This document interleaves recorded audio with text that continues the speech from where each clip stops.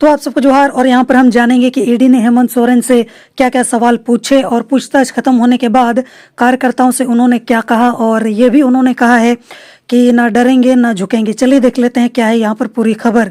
तो प्रवर्तन निदेशालय यानी कि ईडी के साथ अधिकारियों की टीम जो है वो शनिवार दोपहर 1 बजे सीएम का यहाँ पर बयान लेने के लिए काके रोड स्थित मुख्यमंत्री आवास पर पहुंची। मुख्यमंत्री से दोपहर 2 बजे पूछताछ जो है वो शुरू हुई, जो करीब यहाँ पर रात 8 बजे तक चली। ईडी के अधिकारी कैमरे सहित अन्य जो तकनीकी सुविधाएं हैं उनको साथ लेकर गए थे। ईडी के अधिकारियों ने कैमरे की निगरानी में मुख्यमंत्री हेमंत सोरेन का जो बयान है वो लिया। इधर पूछताछ के तुरंत बाद यहाँ पर हेमंत पैदल ही सीएम आवास से बाहर आकर जुम्मो कार्यकर्ताओं से मिले, जो पूरे दिन यहाँ पर सीएम आवास के बाहर डटे हुए थे। उन्होंने कार्यकर्ताओं का आभार जताते हुए कहा कि आप लोग हौसला बुलंद रखिए, जरूरत पड़ी तो पहले मैं गोली खाऊंगा, लेकिन झारखंडी भाई बहनों को कुछ नहीं होने दूंगा।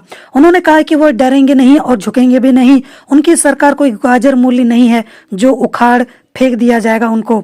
इसके अलावा यहाँ पर आगे बोला जा रहा है कि ईडी ने उनसे आमदनी के स्रोतों के अलावा आयकर रिटर्न में दिए गए ब्यौरे से संबंधित सवाल पूछे। यह पूछताछ मुख्यतः बरियातू स्थित डीएवी के पीछे की यहाँ पर 8.46 एकड़ जमीन से जुड़ी हुई थी, पर ईडी ने उनकी दूसरी जमीन से संबंधित सवाल भी किए। जानकारी के अनुसार सभी बिंदुओं पर सीएम का बयान दर्ज नहीं किया जा सका। सभी बिंदुओं पर बयान दर्ज करने की अगली तिथि फिलहाल तय नहीं की जा सकी है। उल्लेखनीय है कि इस जमीन का ब्यौरा बड़गाई अंचल के राजस्व कर्मचारी भानु प्रताप प्रसाद के मोबाइल फोन से मिला था। जांच में जानकारी मिली थी कि यह जमीन मुख्यमंत्री से जुड़ी हुई है। आगे बोला जा रहा है कि प्रवर्तन निदेशालय के अधिकारियों का दल जब मुख्यमंत्री आवास पहुंचा तब रांची पुलिस की ओर से सुरक्षा के जो विशेष इंतजाम है वो किए गए थे। सुबह 7 बजे से ही मुख्यमंत्री आवास से लेकर ईडी ऑफिस तक पुलिस मुस्तैद थी। ईडी के अफसर यहाँ पर पुख्ता सुरक्षा व्यवस्था के बीच मुख्यमंत्री आवास पहुंचे थे। अफसरों के साथ यहाँ पर 6 स्कॉट की गाड़ियां मौजूद थी। 3 अलग अलग गाड़ियों में ईडी के अफसर सीएम आवास पहुंचे थे। ईडी ऑफिस से यहाँ पर मुख्यमंत्री आवास तक चौक चौराहे पर पुलिस बल जो है वो तैनात किए गए थे।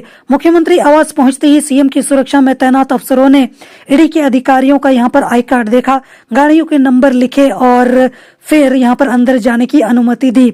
मुख्यमंत्री हेमंत सोरेन से पूछताछ के लिए एयरपोर्ट रोड स्थित ईडी कार्यालय से अधिकारी दोपहर 12:40 पर निकले और 5 वाहनों में सवार ईडी के अधिकारी व सीआईएसएफ के यहाँ पर जवान को पुलिस एस्कॉर्ट कर मुख्यमंत्री आवास ले गई। जिस वाहन पर ईडी के अधिकारी बैठे हुए थे उस पर बिहार व उत्तर प्रदेश का नंबर लगा हुआ था।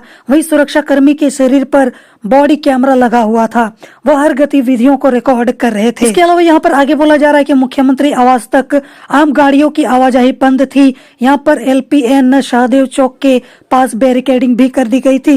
वहीं दूसरी ओर कांके की ओर से गोंदा थाना के पास बैरिकेडिंग की गई थी। बैरिकेडिंग की दोनों ओर यहाँ पर जुम्मो कार्यकर्ता सड़क पर थे। ईडी की कार्रवाई के खिलाफ यहाँ पर जुम्मो के कार्यकर्ता नारेबाजी कर रहे थे। इसके बाद यहाँ पर सुरक्षा के दृष्टिकोण से वहाँ सीआरपीएफ के यहाँ पर 300 से अधिक जवान 9 बस से पहुंचे और सुरक्षा व्यवस्था संभाला। मामला सामान्य होने के करीब 1 घंटे बाद सीआरपीएफ के जवान वहां से निकले। आगे बोला जा रहा है कि ईडी टीम के लौटने के बाद रात करीब यहाँ पर 8:45 बजे मुख्यमंत्री आवास के बाहर कार्यकर्ताओं को यहाँ पर एक जिप्सी पर खड़े होकर हेमंत सोरेन ने संबोधित किया। इसी दौरान हल्की बारिश होने लगी और यहाँ पर सीएम ने कार्यकर्ताओं से कहा कि आप डटे रहे, इसके लिए मैं आपका आभारी हूँ। अब सब आप यहाँ पर अपने घर लौट जाएं। चलो यहाँ पर सीएम हेमंत सोरेन ने यह भी बयान दिया है कि इस सरकार को जो उखाड़ फेंकने की कोशिश करेगा वो खुद उखड़ जाएगा। मुख्यमंत्री हेमंत सोरेन ने ईडी की पूछताछ के बाद कहा कि इस राज्य को षड्यंत्रकारियों के हाथों में कभी जाने नहीं देना है। हमारी सरकार जिस तरीके से काम कर रही है उससे विपक्ष को तकलीफ है। सीएम ने यह भी कहा है कि यह सरकार कोई गाजर मूली नहीं है जिसे कोई भी उखाड़ कर फेंक दे।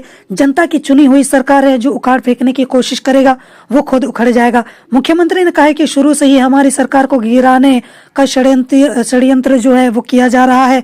जब विपक्ष के लोग यहाँ पर सीधे कुछ नहीं कर सके, तो ईडी को यहाँ पर सामने कर पर्दे के पीछे से खेल रहे हैं, लेकिन वह सफल नहीं होंगे। एक आदिवासी नौजवान ने पहली बार अपने बलबूते सरकार बनाई, इसे उनके हाथों में जाने नहीं देना है। सीएम ने कहा कि सरकार बहुत मुश्किल से बनी है, लेकिन सरकार बनते ही यहाँ पर षड्यंत्र जो है वो शुरू हो गए थे।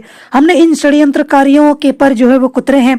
अब इनके ताबूत पर आखिरी कील ठोकने की जो कवायद है वो जारी है और जल्द ही ये काम भी पूरा हो जाएगा। मैं सभी कार्यकर्ताओं को उनके जज्बे के लिए धन्यवाद देता हूँ।